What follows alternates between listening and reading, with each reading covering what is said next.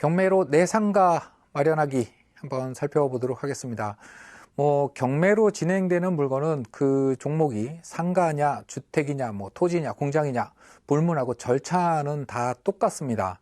그래서 절차가 경매로 뭔가 물건을 취득하는 데 있어서 굉장히 중요한 부분이기는 합니다만, 다른 우리 챕터에서 절차는 충분히 좀 알아봤으니까 이번 시간 경매로 상가 마련하는 데 있어서 이 상가 낙찰받을 때 사전조사할 때 주의해서 알아봐야 될 것이 무엇이 있나, 이런 거를 좀 집중적으로 살펴보도록 하겠습니다. 주택 같은 경우에는 대부분의 분들이 주로 경매를 안 하시더라도 한두 번쯤은 거래, 또 임대차례도 거래를 해보신 경험들이 있어서 크게 주의해야 될 게 상가에 비해서 그렇게 많지는 않습니다. 근데 상가는 안 해보신 분들도 많고, 또 주택에는 주택임대차보호법이 있는 것처럼 상가에는 상가건물 임대차보호법이 있는데, 그게 조금 생소한 부분들이 많으니까 그런 부분. 그래서 권리 분석하는 데 있어서 주택과는 다른 부분이 어떤 것들이 있는지 좀 보고요. 그 다음에 수익. 역시 주택도 물론 투자로서 취득하시는 분들이 많이 계시지만, 상가는 대부분은 투자가 맞습니다. 장사하시는 분들은 내가 직접 들어가서 장사를 하기 위해서 상가를 취득하시는 분들은 그렇게 많지는 않아요. 그건 분양시장도 마찬가지고, 일반 매매시장, 또 경매시장, 공매시장 다 마찬가지입니다. 매매 차익도 약간 있고요. 대부분은 월세 수익을 위해서 취득하시는 분들이 많기 때문에 수익률을 어떻게 분석할 것이며, 또 입찰가는 어떻게 산정할 것이며, 이런 부분도 또 한번 살펴봐야 될 거고요. 그 다음에 역시 수익률이 따라주려면 산술적인 수익률만 갖고는 안 되죠. 임대성이 나와줘야죠. 과연 책정된 임대료대로 임대료를 받고 임대를 놓을 수 있는가, 요거까지 좀 살펴봐야 됩니다. 그래서 경매로 상가를 낙찰받는다라는 것은 사실은 절차보다는 그 물건의 가치, 그 다음에 위험성, 이거를 판단하는데 더 큰 무게중심이 있다, 이렇게 보시면 됩니다. 첫 번째로 경매로 상가 마련하기 할 때 권리 분석부터 좀 볼게요. 임차인이 있는데요. 상가에 지금 이미 임차인이 있습니다. 상가에 임차인이 있는데, 그 임차인이 낙찰자한테 승계되는 임차인도 있고 승계되지 않는 임차인도 있습니다. 이거는 주택도 마찬가지입니다. 상가뿐만 아니라 공장도 마찬가지고요. 근데 주택 같은 경우에는 주택임대차보호법, 상가에는 상가건물 임대차보호법이 있는데, 두 법은 똑같다고 보시면 돼요. 똑같다. 근데 차이가 있습니다. 임차인, 주택임차인 같은 경우에는 전입신고 일자로 대항력을 판단하지만, 상가건물 임대차보호법에서는 사업자 등록 일자를 기준으로 판단합니다. 다시 말해서 어떤 상가에 사업자 등록을 내고 현재 장사를 하고 있는, 영업을 하고 있는 임차인이 있다라고 한다면, 그 부동산이 매각됐을 때, 낙찰됐을 때 그 임대차에 있어서 임대인의 지위가 낙찰자한테 고스란히 승계가 되느냐, 승계되지 않느냐는 결국에는 그 임차인이 사업자 등록을 언제 냈느냐에 따라 달라집니다. 사업자 등록을 그 부동산의 등기부등본상에 가장 먼저 설정된 권리가 있을 겁니다. 가압류라든가 저당권이라든가 이런 권리보다 더 먼저 사업자 등록을 냈다라고 한다면, 100%는 아니지만 일단은 이 지위는 낙찰자한테 승계될 가능성이 굉장히 커집니다. 물론 선순위로 더 먼저 사업자 등록을 냈다고 하더라도 거기에 따른 확정일자까지 받고 경매 절차에서 적법하게 배당 요구를 했다라고 한다면, 낙찰 대금에서 보증금을 배당받고 나가는, 그러면 보증금을 다 돌려받았으니까 결국엔 나가야 되고요. 그렇다고 한다면 입찰자 입장에서는 인수되는 부담이 없다, 이렇게 볼 수도 있습니다만, 상가 건물 같은 경우에는 제대로 된 상가, 좀 쓸만한 상가라고 한다면 대부분 선순위 임차인이 있다고 하더라도 배당 요구를 하지 않습니다. 이게 주택과 좀 다른 점이거든요. 왜 배당 요구를 하지 않냐 하면, 상가에는 권리금이라는 게 있거든요. 그죠? 그래서 배당 요구를 하게 되면 보증금만 돌려받고 그대로 짐 빼서 나가야 되는데, 이거를 그냥 낙찰자한테 인수시켜서 임대차를 그냥 유지시킨 상태에서 내가 공인중개사 사무소에 이 그 영업권을 내놓고 권리금을 받아갖고 나간다고 한다면 그만큼 더 이익이 커지기 때문에 장사가 조금 제대로 되고 있는 가게다라고 하는 경우에 임차인이 그 경매 절차에서 배당 요구를 하는 경우는 그렇게 많지 않습니다. 자, 이렇게 배당 요구를 선순위 임차인이 배당 요구를 하지 않게 되면 임대인의 지위가 낙찰자한테 그대로 승계됩니다. 임대인의 지위가 낙찰자한테 그대로 승계된다라는 말의 의미가 조금 어려울 수 있는데요. 그냥 뒤집어서 생각하시면 됩니다. 뒤집어서 임차인 입장에서는 주인이 안 바뀌었다. 이렇게 보시면 됩니다. 그러니까 보증금의 증감도 없고 월세의 증감도 없고 임대차 기간에 뭐 연장도 없고 더 줄어드는 것도 없고 임차인 입장에서는 주인이 안 바뀌었다. 근데 그런 질문들 많이 하시거든요. 선순위 임차인이 있는 상가를 제가 낙찰 받았어요. 그래가지고 제가 승계했는데 그러면은 뭐 계약서를 새로 써야 되나요? 아니면 뭐 월세를 올릴 수 있나요? 이런 거 물어보시는데 그냥 내 입장에서 생각할 게 아닙니다. 임차인 입장에서 생각하세요. 임차인 입장에서 바뀐 게 아무것도 없다. 이렇게 보시면 됩니다. 그래서 결국에는 낙찰자가 어떤 상가를 낙찰을 받았는데 임대차가 승계됐다라는 얘기는 그 임차인이 임대차 기간까지 계속해서 장사를 할 수 있게끔 놔둬야 된다라는 거고요. 물론 월세, 그러니까 계약이니까 상가는 대부분 월세 지급이 계약 조건으로 들어가 있으니까요. 월세는 내가 받는 거고요. 그다음에 임대차의 만기 때 그 보증금은 내가 돌려주고 내보내야 된다. 이런 내용입니다. 이거는 뭐 주택임대차하고 크게 다를 바가 없기는 합니다. 근데 상가는 그 특성상 인수되는 게 단순히 임대차를 인수되는 그 이상의 의미가 있습니다. 첫 번째 봤을 때 지금 설명드리는 대항력을 봤어요. 우리 3조에서 그 상가건물 임대차 보호법 3조에서 규정하고 있는 내용인데요. 그 임대상가의 특별승계인은 임대인의 지위를 승계한다라는 내용이고요. 근데 이렇게 승계된 게 더 강력한 이유가 여러 규정이 있습니다. 10조에 보면 계약갱신 청구권이라는 게 있어요. 최초 임대차 기간 포함해서 10년입니다. 예를 들어서 지금 현재 내가 어떤 상가를 낙찰을 받았어요. 근데 임대인의 지위를 승계합니다. 근데 이 임차인이 먼저 있던 세입자가 지금 3년을 장사를 하고 있습니다. 그러면 앞으로 7년간은 아까 말씀드렸죠. 임차인 입장에서는 집주인이, 건물주인이 바뀌지 않은 걸로 생각한다. 그러니까 이 3년 자체가 소멸되고 다시 10년 이거 아닙니다. 주인 안 바뀐 걸로 보는 거니까. 3년 그걸 포함해서 10년 동안은 임차인이 건물주인, 임대인을 상대로 계약갱신 청구권을 행사를 하고 있습니다. 할 수 있습니다. 계약갱신 청구를 하게 되면 임대인은 무조건 들어줘야 됩니다. 계약기간 2년밖에 안 했잖아, 1년밖에 안 했잖아, 이거 필요 없습니다. 근데 요 10년을 10번으로 생각하시는 분들이 잘못 간혹 계시는데요. 그건 아니고 10년입니다. 10년. 그러니까 최초 5년 계약했다. 네, 그리고 나서 또 5년 계약 갱신했다? 그러면 그냥 10년 채우면 끝나는 겁니다. 그 다음부터는 거절할 수 있어요. 1년씩 계약했다? 그러면 10번이겠죠. 2년씩 계약했다? 그럼 5번. 어쨌든 처음 그 가게에 들어와서 장사를 시작한 날로부터 10년 동안은 임대인 입장에서는 나가라 소리를 할 수 없다. 자기가 본인이 스스로 나가면 모를까? 나가라 소리를 할 수 없다. 그래서 주택 같은 것도 물론 계약갱신 청구권이 인정이 됩니다만 한 번에 한해서 그 최장 4년이죠. 그죠? 그래서 뭐 지금 한 2년 살고 있다 그러면 한 2년 후면은 내보낼 수가 있는데 상가 건물 같은 경우에는 그렇지가 않습니다. 10년까지 보장을 해줘야 돼요. 자, 요런 문제 때문에 낙찰 받고 나서 이 부동산을 임대차의 만기가 되면 보증금 줘서 내가 내보내고 그리고 나서 내가 들어가서 커피숍을 해야지, 김밥집을 해야지, 장사를 해야지 라고 생각을 한다면 크게 계획이 틀어질 수 있다라는 겁니다. 10년, 주택보다 무려 6년이나 더 길고요. 또 문제는 거기서 끝나지 않습니다. 그럼 10년이 됐어요. 이제 계약갱신은 거절을 할 수가 있습니다. 그러면 그때 계약갱신 청구권과는 별도로 또 임차인, 상가 임차인한테 주어지는 권리가 뭐냐면요. 그 권리금입니다. 권리금. 그 주택임대차보호법은 굉장히 오래전부터 있었어요. 1982년부터 있었습니다.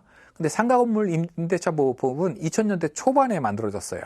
똑같은 임대차인데 똑같이 보호해줘야 되는 임차인들인데 왜 주택임대차보호법은 그렇게 먼저 나왔는지, 근데 상가건물임대차보호법은 나중에 나왔느냐. 굉장히 논란이 많았던 게 이 권리금입니다.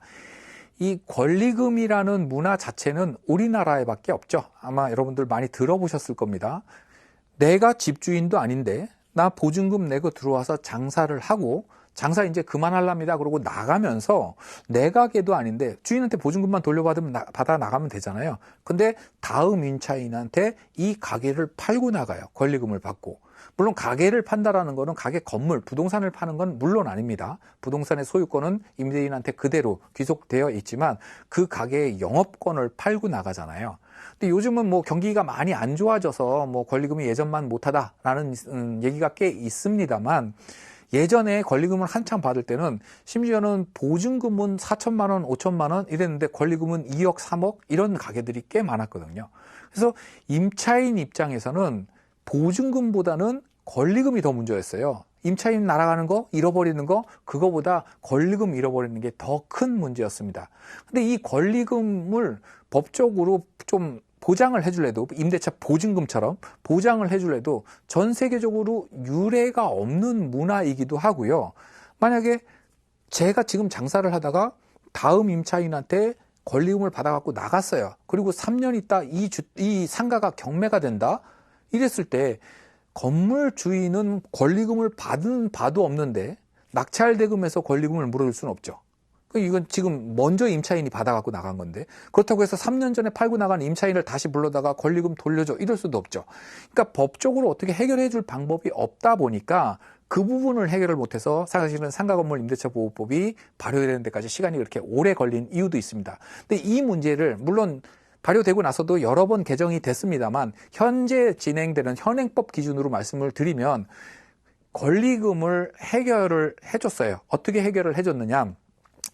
임대차의 만기쯤에 대해서 현재의 임차인이 부동산 사무소나 아니면 자기가 직접 다음 임차인을 구합니다. 대부분 중개사무소에 의뢰를 하죠. 그래서 구해가지고 둘이 권리 양도 양수 계약을 해요. 내가 여기 있는 집기 모두 뭐 영업 노하우, 그다음에 단골 손님 이런 것까지 싹 다 넘겨주는 대신 너는 나한테 권리금을 1억을 줘. 이런 계약을 맺어요. 그리고 그 계약을 맺고 가서 이 새로운 신규 임차인을 데리고 임대인, 건물주인한테 가서 이 사람하고 계약해 주세요라고 하면 해줘야 됩니다. 예전에는 안 해줬어도 됐거든요. 그러니까 처음에 10년까지는 자기가 장사를 하면서, 자기가 계속 장사를 하면서 갱신해 주세요, 연장해 주세요, 연장해 주세요. 그러면 10년까지는 집주인 입장에서는, 건물주 입장에서는 못 내쫓고 있다가 이제 10년 됐지, 이제 10년 됐으니까 내쫓을 수 있다. 그러니까 계약 갱신 청구해도 거절할 수 있다. 그 시기가 됐어요. 그런데 이 임차인이 다른 임차인을 데리고 와서 이 사람하고 계약해 주세요, 나 이 사람한테 권리금 받았습니다 하면 해줘야 돼요. 해주거나 안 해줬을 경우에는 물어줘야 됩니다. 그 권리금을. 그러면 물어주는 금액은 어느 정도냐?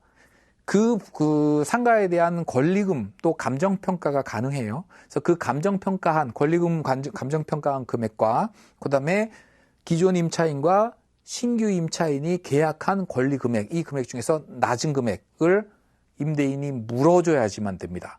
그러면 결국에는 내가 세입자를 들였다, 또는 이미 세입자가 들여져 있어서 인수되는 상가를 내가 낙찰을 받았다, 취득을 했다라고 한다면 만기까지 10년까지는 보장해 줘야 되고 10년 후에는 내가 쓰려면 권리금 물어주고 내보내야 된다. 이런 결론입니다. 그러다 보니까 상가에서 임대차가 승계되는 상가를 내가 인수를 한다? 그런 경우에는 그냥 영원히 임대만 놓겠다. 이 판단을 하셔야 됩니다. 내가 이거를 뭐 커피숍이라도 하나 차리겠다, 식당을 하나 차리겠다, 이런 용도로 취득을 하시는 거라고 한다면 권리 분석을 잘 해서 낙찰자한테 임대차가 승계되지 않는 상가, 다시 말해서 등기상의 최선순위 설정 권리보다 사업자 등록을 더 늦게 한 임차인이 있는 경우, 아니면 현재 공실인 경우, 뭐 공실인 경우는 장사가 잘 안 돼서 공실일 가능성이 좀 크기는 하죠. 근데 처음부터 준공이 떨어지고 상권은 굉장히 좋은데, 신규 상가로서 임대성은 좋은데 뭐 이 건설 절차에서 뭐 빚 끌어들이고 이런 거를 못 갚아가지고 대출이 너무 많아가지고 상권은 좋은데 그래서 임차인이 안 들어서 비어있는 상가들도 있기는 합니다.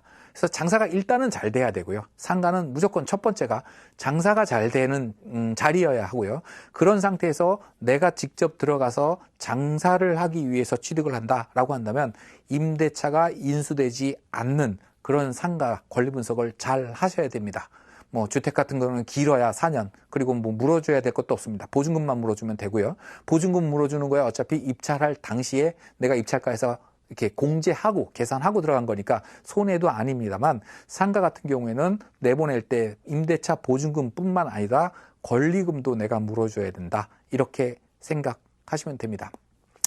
자, 그리고 또 차임이 월세가 지나치게 낮은 경우도 있어요. 그래서 지금 저거 월세 많이 받을 수 있을 것 같은데 조금밖에 못 받네. 그럼 내가 낙찰 받아서 요거 월세를 좀 올려야겠다, 이렇게 생각하시는 분들도 계시는데 그것도 안 됩니다. 다시 말씀드리지만 임차인 입장에서, 세입자 입장에서는 소유자가 안 바뀐 거예요. 건물 주인이 안 바뀐 거예요. 근데 우리 상가건물 임대차 보호법에서는 차임 증감 청구권이 있어요. 차임 등의 증감 청구권. 그러니까 처음에 월세를 정하고 그 월세를 내면서 계속 장사를 해왔는데 이게 어떤 사회 경제 사정, 제세 공과금 사정, 이런 주변 환경으로 인해서 조금 현실성이 없게 됐다라고 한다면 임대인과 임차인은 상호 증감을 청구할 수 있습니다. 물론 임대인 입장에서는 증액을 청구를 하겠죠. 야, 이거 월세 너무 싸다, 그러니까 월세 좀 올리자라고 증액을 청구하는 경우가 대부분일 거고요. 임차인 입장에서는 예전에는 경기가 좋았었는데 지금 경기가 너무 안 좋아졌어요. 그래서 예전에 장사가 매출이 이만큼 됐었는데 지금 절반으로 줄었어요. 그러니까 월세 좀 내려주세요라는 감액 청구 서로 가능합니다. 그러면 상대방이 상대방한테 그런 증액 또는 감액을 청구했을 때 상대방은 무조건 들어줘야 되느냐? 그거는 아닙니다. 무조건 들어줘야 되는 건 아니에요. 그래서 민사니까, 이거 역시 민사니까 상호 합의하에 진행이 되는 게 원칙이고요. 합의가 대부분은 안 되죠. 그죠? 그럴 경우에는 법원에 일종의 소송을 제기를 하는 거죠. 그래서 증액소송 또는 감액소송 해가지고 그 결정에 따르는 경우가 대부분입니다. 근데 주의해야 될 게 뭐냐면요.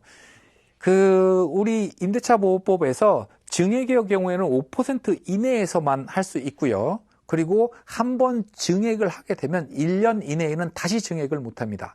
이거는 강행 규정이기 때문에 당사자의 합의에 의해서도 안 됩니다. 심지어는 임차인이 장사 저 너무 잘 돼요, 그러니까 요번에 10% 올려드릴게요. 임대인은 요구도 안 했는데, 그런 임차인이 있을지는 모르겠습니다만, 예를 들어서 10% 올려드릴게요. 그래서 고맙습니다. 그래서 10%를 계속 받았어요. 나중에 이거 법을 넘겨서 5%를 더 받았네요. 그러니까 그동안 더 냈던 5%는 돌려주세요라고 청구하면 돌려줘야 됩니다. 그러니까 당사자의 합의로도 변경이 안 되는 규정, 우리 이거를 강행 규정이라고 얘기를 하거든요. 근데 요 차임 등의 증감 청구권에 의해서 증액에 관해서 5% 이상 못 올린다? 이거는 강행 규정입니다.